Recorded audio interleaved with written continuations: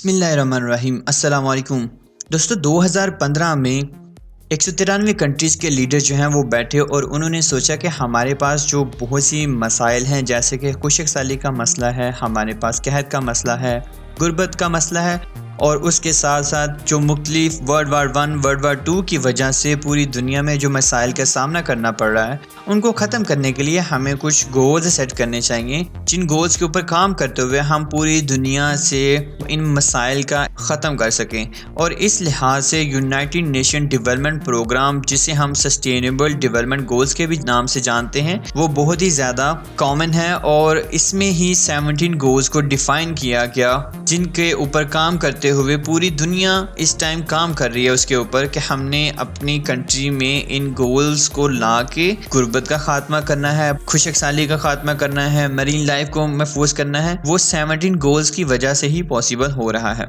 सबसे पहले ये कि यूनाइटेड नेशंस डेवलपमेंट प्रोग्राम का हेडक्वार्टर जो है ये न्यूयॉर्क में है और 2015 में ये गोल्स सेट किए गए थे और इनका जो टाइम पीरियड है वो 2030 तक है। 2030 तक इन गोल्स के ऊपर काम होना है। गोल सेट किया गया है कि 2030 तक इन गोल्स की इम्प्लीमेंटेशन होगी और इन गोल्स के ऊपर काम किया जाएगा। और यूनाइटेड नेशन डेवलपमेंट प्रोग्राम जो है ये एक लीडिंग ऑर्गेनाइजेशन है जो कि वर्क कर रही है सस्टेनेबल डेवलपमेंट गोल्स के लिए by the year 2030। Nearly around about 117 countries और टेरिटरीज इस टाइम मिल के जो है वो सस्टेनेबल डेवलपमेंट गोल्स के ऊपर काम कर रही हैं और हर किसी की कोशिश है कि वो इन 17 गोल्स को अपनी कंट्री के अंदर इम्प्लीमेंट करते हुए, पॉलिसीज इंप्लीमेंट करते हुए इनको अचीव करने की कोशिश करें। तो चलिए अब नेक्स्ट देखते हैं कि ये 17 गोल्स आखिर में है क्या। दोस्तों ये गोल्स जो मैं यहाँ पे डिफाइन करने जा रहा हूँ, ये आप लोगों के टेस्ट के लिए, पीपीएससी का जो टेस्ट है उसके लिए, या आप एनटीएस का टेस्ट देते हैं, या फिर इंटरव्यू में जाते हैं आप किसी भी इंटरव्यू में, तो मोस्ट ऑफ द टाइम इनमें से कोई एक जो डेवलपमेंट गोल है वो आपसे पूछ लिया जाता है, या फिर ये पूछ लिया जाता है कि भाई हमें ये बताएं कि डेवलपमेंट गोल्स आखिर में अडॉप्ट क्यों किए गए, इनका पर्पस क्या था। तो वो सारा कुछ आज की वीडियो के अंदर हम एक्सप्लेन से देखेंगे। तो चलिए शुरू करते हैं। जो पहला हमारे पास गोल है वो है नो पॉवर्टी। अब देखिए इस गोल के अंदर लिखा हुआ है कि end extreme poverty in all forms by 2030, यानी कि हमने हर तरह की गुर्बत का खात्मा करना है 2030 से पहले।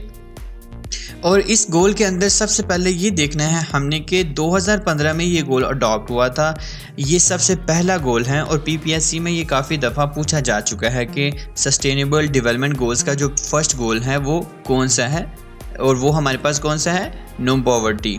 और इसका पर्पस क्या है कि हमने 2030 तक एक्सट्रीम जो पॉवर्टी है किसी भी किस्म की उसका ख़ात्मा करना है। और यहाँ पे देखें इंग्लिश में लिखा हुआ है, how ever more than 800 million people around the world still live on less than $1.25 a day.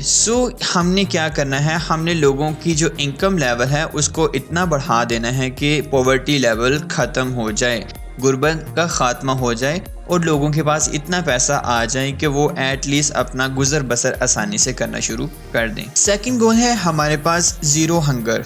अब ज़ीरो हंगर अल्टीमेटली हमें उस वर्ड से पता चल रहा है कि क्या मतलब है इसका मतलब यह है कि हमने फूड सिक्योरिटी करना है, फूड की जो न्यूट्रिशन डाइट है उसको बढ़ाना है और उसके साथ साथ जो शॉर्टेज ऑफ फूड है, खुराक की कमी है, किसी भी तरह से उसको ख़त्म करना है। और अल्टीमेटली उसको ख़त्म करने के लिए हमें अपना एग्रीकल्चर सेक्टर, हर कंट्री को अपने एग्रीकल्चर सेक्टर को प्रमोट करना होगा। पाकिस्तान की अगर हम बात करें तो पाकिस्तान पिछले सालों में एग्रीकल्चर पे इतना फोकस नहीं कर पाया पॉलिसीज़ की वजह से, और कैपिटल जो इन्वेस्टमेंट है वो भी कम थी पाकिस्तान के पास, तो इसलिए एग्रीकल्चर डेवलपमेंट नहीं कर पाया। तो सस्टेनेबल डेवलपमेंट गोल में ज़ीरो हंगर का मतलब ये है कि हमने शॉर्टेज ऑफ फूड को ख़त्म करना है और उसको ख़त्म करने के लिए हमारे पास सस्टेनेबल एग्रीकल्चर इन्वायरमेंट है वो होना चाहिए, यानी कि ऐसा इन्वायरमेंट हो एग्रीकल्चर सेक्टर जिससे प्रमोट हो, पॉलिसीज़ ऐसी हों, ठीक है, सीड्स ऐसे क्रिएट हों जेनेटिकली जो कि हमारे लिए ज़्यादा से ज़्यादा खुराक बना सके। Third one is good health and well-being. Ensure healthy lives and promote well-being for all at all ages. हमने क्या करना है, हमने थर्ड गोल को इस तरह से प्रमोट करना है, या थर्ड गोल के ऑब्जेक्टिव ये है कि हमने हर किसी के लिए, चाहे वो छोटी एज का पर्सन है, चाहे वो बड़ी एज ओल्ड एज के पर्सनस हैं, उनके लिए हमने हेल्दी इन्वायरमेंट क्रिएट करना है। बेसिक हेल्थ फैसिलिटीज़ जो है ना वो हर किसी को मिलनी चाहिए। वी ऑल नो दैट कि पाकिस्तान में इस टाइम हेल्थ फैसिलिटीज़ किस लेवल पे हैं।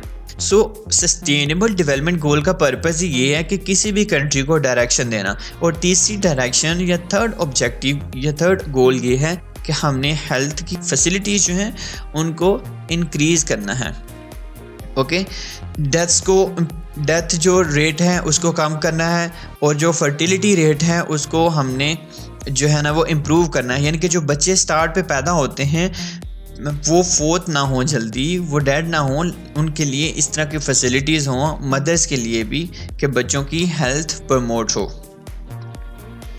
Fourth one is quality of education, ensures inclusive and equitable quality education and promoting lifelong learning opportunities for all. सही।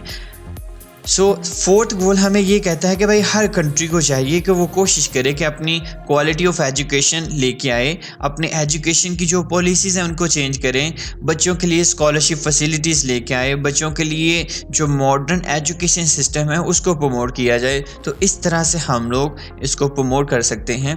बाकी आप लोग वीडियो को पॉज करके नीचे जो डिस्क्रिप्शन लिखी हुई है हर पॉइंट के नीचे, वो भी आप उसको गो थ्रू कर सकते हैं ताकि आपको मज़ीद बेटर आइडिया हो जाए। Fifth one is gender equality. So आजकल का ये मॉडर्न टॉपिक है जेंडर इक्वालिटी। इसमें क्या है कि वुमेंस को और मेंस को वही राइट एक दूसरे को दिए जाएं जो उन दोनों को बेटर सूटेबल हों, जो उन दोनों के राइट्स को बेटरली डिस्क्राइब करते हों। Achieving gender equality and empowering all women and girls. Women and girls को एम्पावर करना, ख्वाह वो किसी भी सेक्टर में काम कर रही हैं, उनके लिए ऐसी फैसिलिटीज़, ऐसा इन्वायरमेंट क्रिएट करना, ऐसी पॉलिसीज़ बनाना जो कि उनको एम्पावर करें, उनके रोल को मज़ीद जो है वो इन्हेंस करें कि वो भी मेल्स के साथ इजीली काम कर सकें, मेल्स के साथ compete कर सकें और मेल्स की तरह ही हर इन्वायरमेंट में इजीली काम कर सकें। Sixth goal is clean water and sanitation. पीने का साफ़ पानी और सफाई का अच्छा इंतज़ाम। Ensure availability and sustainable management of water and sanitation for all. Everyone on earth should have access to safe and affordable drinking water. हर किसी का यह राइट है और हर किसी तक साफ़ और शिफाफ पानी पहुंचना चाहिए, और ये हर किसी का राइट है। तो 2030 तक हर कंट्री ने ये ऑब्जेक्टिव अचीव करना है कि वो हर किसी को क्लीन वाटर एंड जो सफाई सुथराई का निज़ाम है वो भी अच्छे तरीके से उन तक पहुंचा सके। Affordable and clean energy. Affordable mean सस्ती, और क्लीन एनर्जी का मतलब है जो इन्वायरमेंट को पोल्यूट ना करे। इंश्योर करना है access to affordable, reliable, sustainable and modern energy for everyone. और ये हमारा कौन सा गोल है? आपने गोल के जो नंबर है उसको भी याद रखना है कि ये किस नंबर पे गोल आ रहा है। इसका बेस्ट मेथड ये है कि आप लोग पहले इस वीडियो के ज़रिए से सारे गोल्स को अच्छी तरह से गो थ्रू करें और उसके बाद नंबरिंग करते हुए सारे गोल्स को लिखें और 5 से 10 मिनट में उनको ज़ुबानी याद करके दोबारा से रीराइट करें। तो इस तरह से आपका इंटरव्यू का एक बहुत बड़ा सेक्शन जो है वो यहाँ पे कवर हो जाएगा। 8 पॉइंट है हमारे पास, decent work and economic growth. Decent work के इन्वायरमेंट ऑफ वर्क ऐसा होना चाहिए जो कि हर किसी को इकोनॉमिकली स्टेबल भी करे, और इकोनॉमिक ग्रोथ मीन कि लोगों के लिए भी इनकम के मौके पैदा करे और गवर्नमेंट के लिए भी ग्रोथ का सबब बने। सो क्या है? Promote sustained inclusive and sustainable economic growth, full and productive employment and decent work for all। हर किसी को उसकी एजुकेशन के हिसाब से, स्किल के हिसाब से उसको काम मिले और उससे वो ईज़िली काम कर सके, उनकी अर्निंग भी अच्छी हो और अल्टीमेटली इकोनॉमिक ग्रोथ भी हो। इसके साथ साथ देखें पॉइंट के लिखा हुआ है an important part of economic growth is that people have job that pay enough to support themselves and their families, कि लोगों के पास ऐसी जॉब्स हों जो कि उनको इतना कमा के दें, उनको इतनी सैलरी प्रोवाइड करें कि वो अपना और अपनी फैमिली का आसानी से गुजारा कर सकें। ये है डिसेंट वर्क। और इकोनॉमिक ग्रोथ क्या है कि वो काम भी अच्छे तरीके से करने वाले हों, स्किलफुल हों, ताकि अल्टीमेटली इकोनॉमिक प्रोस्पेरिटी, एक कंट्री की जो इकोनॉमिक डेवलपमेंट है, इकोनॉमिक ग्रोथ है, वो भी साथ साथ हो। 9 पॉइंट हमारे पास आएगा industry, innovation and infrastructure. Pakistan जो है वो इस टाइम इंडस्ट्री इनोवेशन में बहुत ज़्यादा पीछे है और इसके पास जो इंफ्रास्ट्रक्चर फैसिलिटीज़ हैं या इंफ्रास्ट्रक्चर मॉडर्निज्म है वो भी बिल्कुल ना होने के बराबर हैं। तो सस्टेनेबल गोल नंबर 9 हमें ये कहता है कि हर कंट्री को कोशिश करनी है कि वो अपनी इंडस्ट्री को प्रमोट करे, इनोवेशन पे फोकस करें और जो अपना इंफ्रास्ट्रक्चर्स है, बिल्डिंग्स हैं, लैंड है, मशीनरी है, रेलवेज़ है, कोई भी उसका इंफ्रास्ट्रक्चर है, हेल्थ इंफ्रास्ट्रक्चर है, उन सभी को इन्हेंस करे, उन सभी को मॉडर्नाइज करे। ठीक, build resilient infrastructure, promote inclusive and sustainable industrialization and foster innovation। foster innovation का मतलब है जो इनोवेशन को प्रमोट करता हो, इनोवेशन के लिए काम करता हो, ग्रोथ करता हो। So technological progress help us address big global challenges. ठीक है, वो कह रहे हैं कि जब हम टेक्नोलॉजी को इम्प्रूव करते हैं, अपनी इंडस्ट्री को प्रमोट करते हैं, इनोवेशन पे ज़्यादा फोकस करते हैं और इंफ्रास्ट्रक्चर हमारा जो है ना मॉडर्न होता है, तो हम लोग ग्लोबल जितने भी चैलेंजेस हैं उनको आसानी से कम्पीट कर सकते हैं। अब यहाँ पे अगर मैं बात करूँ पाकिस्तान की, तो पाकिस्तान में रेलवे सिस्टम बहुत ज़्यादा पुराना हो चुका है। पाकिस्तान की जो स्टील मिल इंडस्ट्री है उसका जो इंफ्रास्ट्रक्चर है वो बहुत पुराना हो चुका है। हमें वहाँ पे मॉडर्न मशीनरी, मॉडर्न इंफ्रास्ट्रक्चर और मॉडर्न टेक्निक्स की ज़रूरत है, जिसको इम्प्रूव करते हुए हम लोग अपनी स्टील एक्सपोर्ट्स को दोबारा से इन्हेंस कर सकें। तो ये है नंबर 9 गोल। रिड्यूस्ड इनइक्वालिटीज़, जहाँ पे भी इनइक्वालिटी है, गैर मसावात है, उसको ख़त्म किया जाए। ठीक है, so reduced inequality within and among countries, अपनी कंट्री में भी इनइक्वालिटी को ख़त्म करना और दूसरी कंट्री में भी उसको ख़त्म करना। और ये एक ओल्ड स्टोरी है, यानी कि जो रिच है वो रिचर होता जाता है और जो पुअर है वो पुअर होता जाता है। तो ऐसी पॉलिसीज़ हों जिससे रिच पर्सन को भी फ़ायदा हो, लेकिन उसके साथ साथ जो पुअर सेक्टर है उसकी भी प्रोस्पेरिटी, उसकी भी इनकम में with the passage of time इजाफा हो। 11th one is sustainable cities and communities. ठीक है जी, make cities and human settlements inclusive, safe, resilient and sustainable. ऐसी सिटीज़ बनाना, ऐसी ह्यूमन सेटलमेंट करना जो कि उनके लिए सेफ़ हों, उनको प्रोटेक्शन प्रोवाइड करती हों और जो कि लंबे अरसे तक चलें। ठीक है, अगर गवर्नमेंट कोई प्लान करती है या फिर जो लोग घर बना रहे हैं, जो लोग इस तरफ आ रहे हैं कि वो कम्युनिटीज़ या सिटीज़ जो नहीं बन रही हैं, तो उनके अंदर इंफ्रास्ट्रक्चर, उनके अंदर प्लानिंग इस तरह से हो कि वो पॉपुलेशन को भी कंट्रोल करें और इंफ्रास्ट्रक्चर ऐसा हो कि जो उनको एक सेफ़ हेल्दी इन्वायरमेंट भी प्रोवाइड करे। फैसिलिटीज़, हाउस और बेसिक हेल्थ फैसिलिटीज़ उनको इजीली मिल सकें और उसके साथ साथ एम्प्लॉयमेंट के भी उनके पास अच्छे मौके पॉसिबल हों। तो ये है 11th sustainable cities and communities. Now the 12th point is responsible consumption and production. Ensure sustainable consumption and production pattern. ऐसे हम लोगों ने काम करने हैं, जो हम कंजप्श कर रहे हैं चीज़ों को वो इन्वायरमेंट के लिए नुकसानदा ना हो और जो प्रोड्यूस कर रहे हैं उसके अंदर भी कोई ऐसी चीज़ प्रोड्यूस ना करें जो कि इन्वायरमेंट को जो या फिर लोगों को नुकसान दे। Some people use a lot of stuff and some people use very little. In fact, a big share of the world population is consuming too little to meet even their basic needs. Instead, we can have a world where everybody gets what they need to survive and thrive. And we can consume in a way that preserves our national resources so that our children can enjoy them. Okay? So 12th point में ये है कि लोगों के अंदर ऐसी responsibility create करना कि वो जो लिमिटेड रिसोर्सेज हैं, हमारे शॉर्ट रिसोर्सेज हैं, उनको अच्छे से इस्तेमाल करें, जितनी नीड है उसके अकॉर्डिंग ही इस्तेमाल करें और बाकी को सेव किया जाए। इसकी एग्जांपल हम जैसे वाटर से लेते हैं। पूरी दुनिया में अब जो वाटर शॉर्टेज है वो एक कॉमन प्रॉब्लम बनती जा रही है with the passage of time. तो अब हमारी रिस्पॉन्सिबिलिटी है कि हम वाटर को जो यूज़ करें, वाटर कंज्यूम करें, वो उतना ही करें जितनी हमें नीड है और एक्सेस वाटर को सेव करें ताकि हमारी आने वाली जो जनरेशन्स हैं वो भी इस पानी को इस्तेमाल कर सकें। सेम यही एग्जांपल को आप दूसरे नेचुरल रिसोर्सेज के ऊपर भी इजीली अप्लाई कर सकते हैं।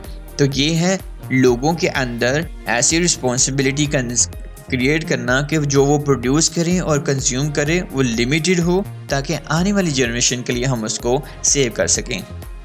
मोस्ट इम्पोर्टेंट टॉपिक या फिर ये समझ लें कि मोस्ट हॉट डिबेटेड टॉपिक है ये आजकल का, जिसमें हम क्लाइमेट को प्रोटेक्ट करने के लिए बड़ी कोशिश कर रहे हैं, बड़े काम कर रहे हैं। जैसे कि पाकिस्तान इस टाइम जो है ना वो ट्री सुनामी प्रोग्राम लॉन्च किया है और दूसरी कंट्री जो है वो इलेक्ट्रिक कार्स की तरफ आ रही हैं, इलेक्ट्रिक व्हीकल्स की तरफ आ रही हैं ताकि पेट्रोल से जान छूटे और क्लाइमेट को हम लोग प्रोटेक्ट कर सके।